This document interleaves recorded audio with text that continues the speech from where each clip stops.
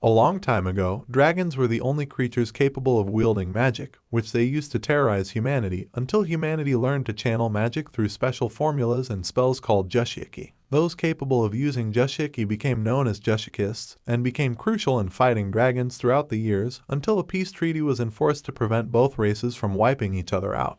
In the modern day, Gaas and Jina are two Jushikists who take on special jobs from a variety of clients in the city of Avadorn. Gaas, who is constantly worrying about his financial state, and his partner, Jina, a draken who loves fighting, furniture collecting, and very poor financial management. Here they are on the battlefield, awaiting their chance as they argue as usual. A black dragon shows up, supposedly an 800-year-old one called Alter. After a tough fight, the duo prevailed. However, their efforts are not appreciated as Gaas' boss doesn't give him the expected reward. Meanwhile, in some parliaments, politicians are arguing about territories and conflicts. Even the high-ranking cardinal priest, Morden, couldn't be bothered listening to the tirade. So when he receives news from one of his generals, Yorkin, he decides to head to the city of Aradana, where Jushiki and the conspiracies of countless nations run wild. Gaas hears from his journalist friend, Arzel, that there is a serial killer murdering offensive Jushiki. The culprit must be strong since all died with a single blow. More woes for Gaas, as Jina has bought more furniture and put it on his tab. He even added some accessories to his mighty sword. Since tomorrow is the annual Aradana festival, he pays a visit to his girlfriend, Giovanna Lorenzo. While they're at that, the serial killer kills yet another offensive Jushiki. She laments another wrong target. Her target is Gaas and Jina. Apparently all humans look the same to her, so she can't tell humans apart. At the office, both their faces are on posters made by some people that they slain the black dragon. Also, they have a guest, Nidol, Gaas' old school friend. He has a job request for them to be bodyguards for Morden. He has them as his tour guides for the festival. Morden is able to walk about like this because he has many doubles posing as him. Thanks to those doubles, his life has been saved many times from attempted assassinations. On the way back, they see a group of protesters against the Timeline Accord. It is an agreement for peace between the dragon and human nations. However, it also allows any dragonkind to be eliminated should they encroach into human territory. But this accord is what is preventing an all-out war between both races. But Gaas reasons that the people who oppose this must have had their loved ones killed by dragons, and the accord is an unforgivable compromise. Morden notes that even so, it is irrational to move society based on an individual perspective. Later, as Gaas and Nidol drink, the former asks if he has gotten over his fiancée, Shafaka. He thought joining the military for revenge was the right move, but he is different now. Revenge won't save anyone, and working for Morden has opened his eyes. He strives for his same belief in coexistence. He then asks Gaas if he has gotten over his late sister, Alessio. Later, Jina arrives to pick up a drunk Gaas. They are then confronted by the serial killer, Nidol. She attacks them as she accuses them of killing her husband and Ingelud. They don't know what she's talking about, and it pisses her off. Gaas can tell she uses gravity as her Jushiki, and they manage to escape her wrath by the skin of their teeth.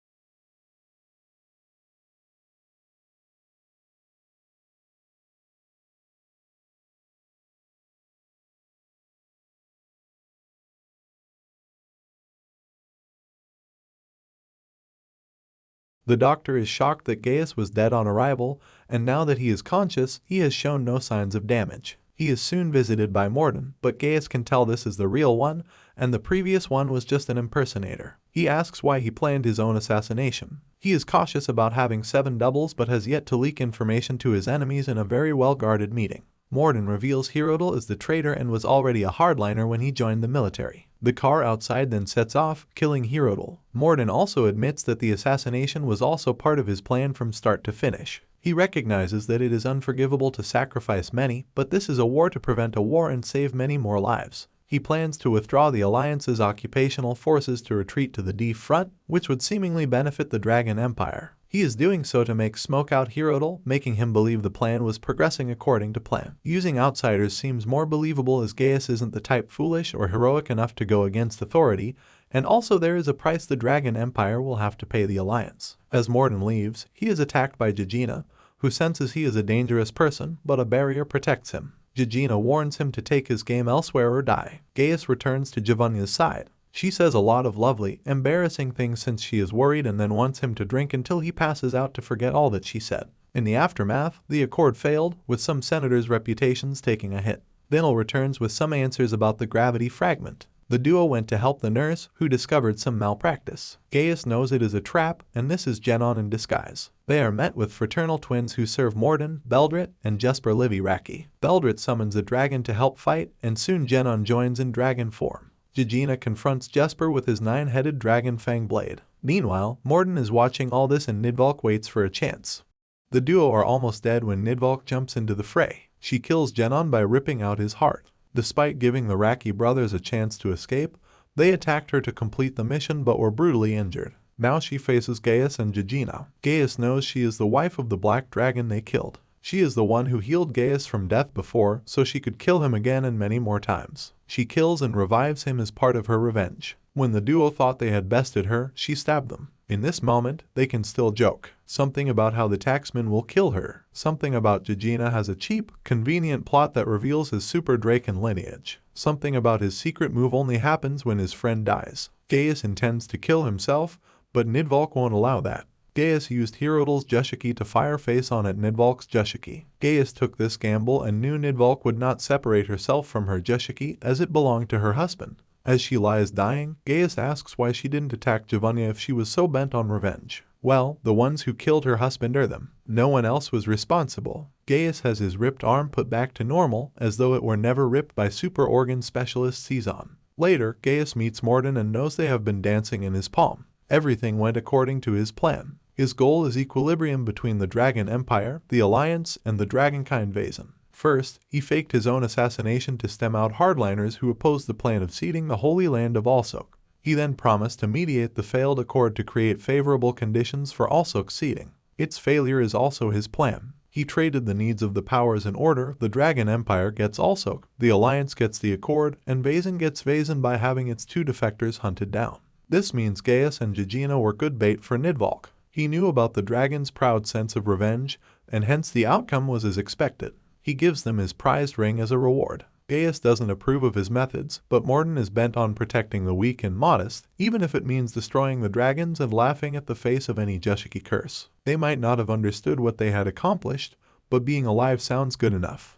Redius plays a weird game of chess in prison with a girl, Narisha. Meanwhile, Jivania is giving Gaas kinky policewoman. Until the damn phone rings, Gaas isn't in a bad mood as he and Jina make their way to the agency to answer their boss call. But due to an emergency nearby, they are ordered to help the police solve an ongoing hostage situation. They head in and find that the culprit is this monster, Magutsushiki. It's creepy to see live humans cramped inside. Anyway, they manage to avoid death from its decoys and kill it. They get a bit careless since some of their parts still live. Gaas almost got killed had not Largonkin saved his skin. Back home, Gaas accidentally destroys a very cheap chair. Jina is going to kill him. His life is worth less than that. Luckily, Jivania comes between them. Jina stops and notes that he is always behind a woman. First it was Kulo, now it is her. Gaas assures her that this was her past love. Jivania is now the only one for him. Later, Gaas has a client, Calpunia from the Rosal Foundation. One of the few corporate giants in the Dragon Empire seeks his help to find his nephew, Redius, who was supposed to be a continental champion of chess and a young creator who was abducted by the anti-government organization Aurora Hammer 2 years ago. They have been negotiating underground ever since and agreed to a ransom payout that runs into billions. That exchange takes place here in 2 days. Since none of their Jushikishi have experienced violence like them, she wants them to help out and will reward them handsomely. Later, Gaas and Largonkin are in a briefing with the police about the recent increase in Magatsushiki attacks. They want private Jushiki agencies to help. But before Gaas could turn this down since he already has a big client contract, Largonkin strong-armed him into cooperating.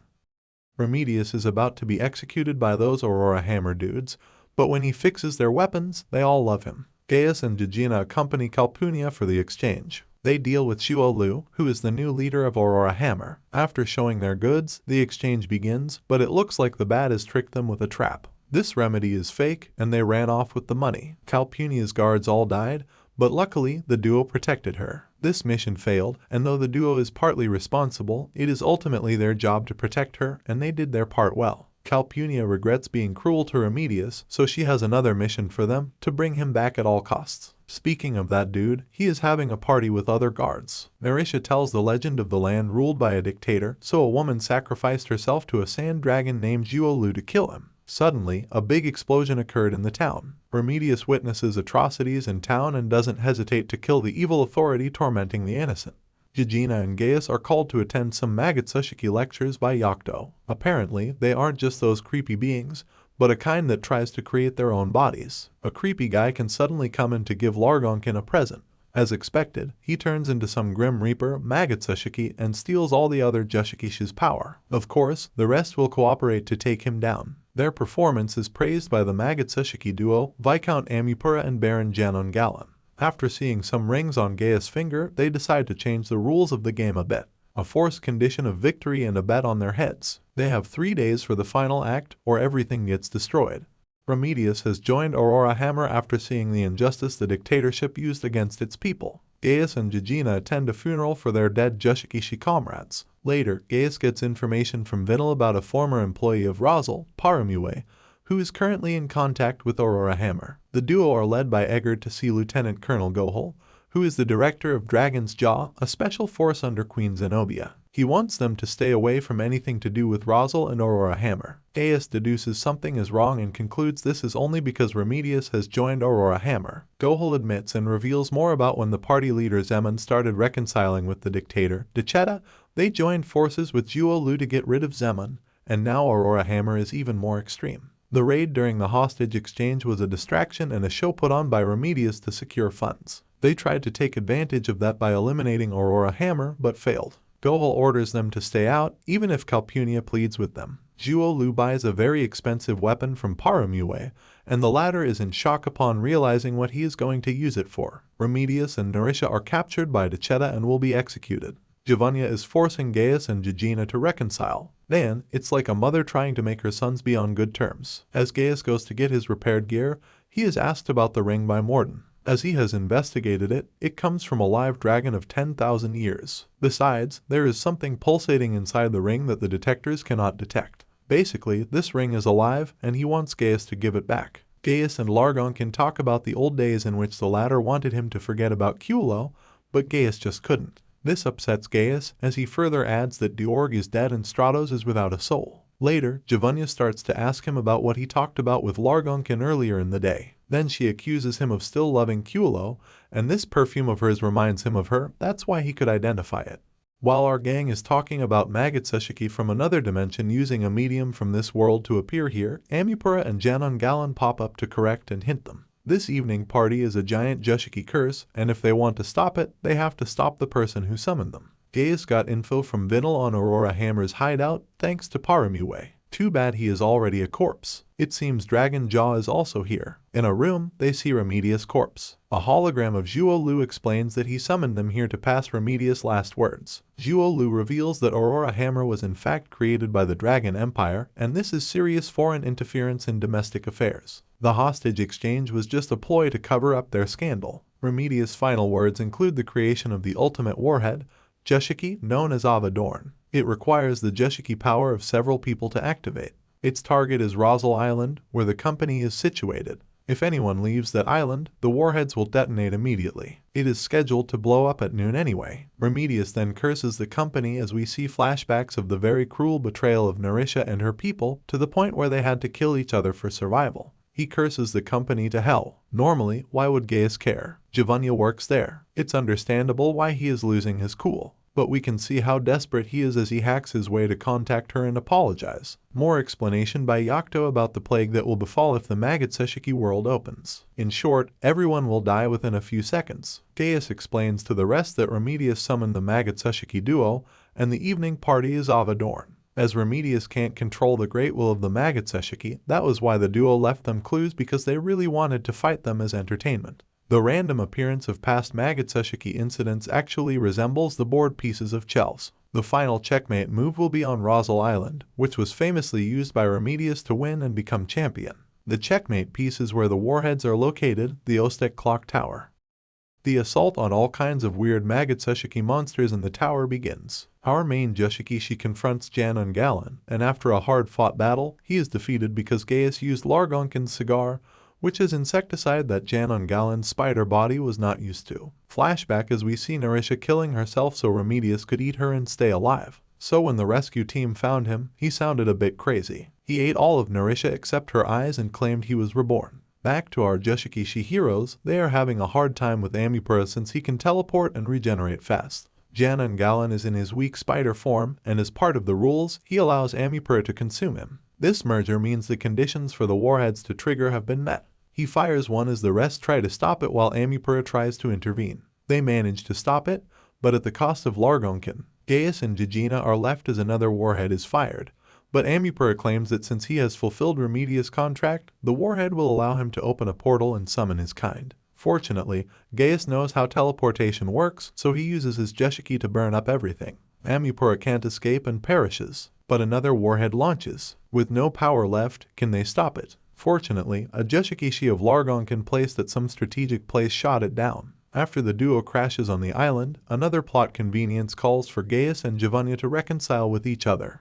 Jina is again trying to make Gaas and Jina look good. They are joined by Largonkin's subordinates, Jabura and Iji. Jabura is Jina's senior. Cezanne also joins in drinking with them, and she is Jabura's cousin. Gaas suggests a drinking game in which the loser gets penalized. Gaas becomes the first victim, and Cezanne wants to publicly display his organs. Thank goodness Jina won't allow it. Everyone thinks she wants to protect his mushroom. As the drinking game goes on, the penalty gets more and more devastating. Gaas and Jina have to leave since Dragon Jaw calls them. They go talk to Zenobia as Gaas asks a few questions about the recent incident bugging him. However, she doesn't need to answer since he suddenly figures it out. Something about the Dragon Empire plans to conspire with Decheta. The Seven City Alliance is also supporting Decheta, and in return, they will get mining rights to very rare resources. They can't join forces with Aurora Hammer as they have declared the resources belonging to the people of Erman. That's why it is crucial for Redius to die as a hostage so as to protect the nation's economy and people. Zenobia will do anything for her own people but wouldn't care less about others. Before they can get mad, she says this decision was made by Morden during the time they guarded him, as he had a secret meeting then. Zenobia then joins Morden in watching the parade of Decheta. Suddenly, a couple of girls go up to him to give him flowers. Decheta survives thanks to some Jushiki. However, Avadorn activates and kills everyone in the stadium. Gaas and Jina stumble into Zhuolu in the streets as they see that assassination incident live on TV. Zhuolu reveals that the Rosal Island incident was just a distraction so as to bring the warheads to Erman, where the true game board is. He believes a new nation will be born with Decheta's assassination. Gaas knows Zhuolu is the real Redius, and the one that was supposed to be him was Zeman. Gaas disagrees with his idea of freedom by killing lots of innocent people, but Zhuolu begs to differ because if he has a better suggestion, then be his guest. Gaas knows his method will only create more Decheta-like people. Zhuolu considers them useless since they can do nothing but criticize. Gaas then smells a familiar scent. We see Zhuolu and Narisha talking and hoping for the best, even if it will never come true. Flashback to when Gaas was just brought into Diorg's agency. As you can expect, Gaas wasn't cooperative and tried to be a hero fighting by himself, but is often put in his place by Kulo. This sleazy guy even played the sympathy card just to get in her pants. She's not buying it. The duo were on a mission to arrest a guy who skipped his bail after being charged with killing a couple of Jushikishi. The mission failed as he got away, and Gaas nearly died after rushing in. But with Kyulo nursing him and the more he talks to her, Gaas finds himself falling for her. She's not bad after all. Too bad not everyone's perfect. She's a demon behind the wheel. Speed is everything. They finished up the mission but brought Jina this time. After a few fights here and there and Gaas covering Kyulo's back, they succeed. And so a group photo of them is all Gaas has left to reminisce about his old team. As usual, the usual bickering with Jina overtaking forever to clean the place if he keeps daydreaming.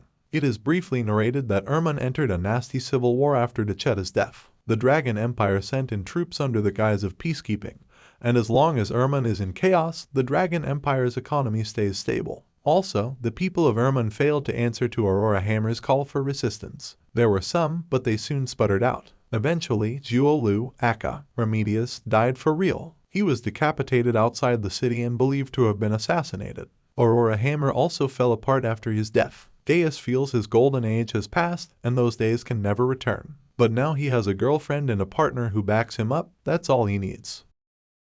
The anime ends here. Thank you for watching till the end, and please don't forget to subscribe.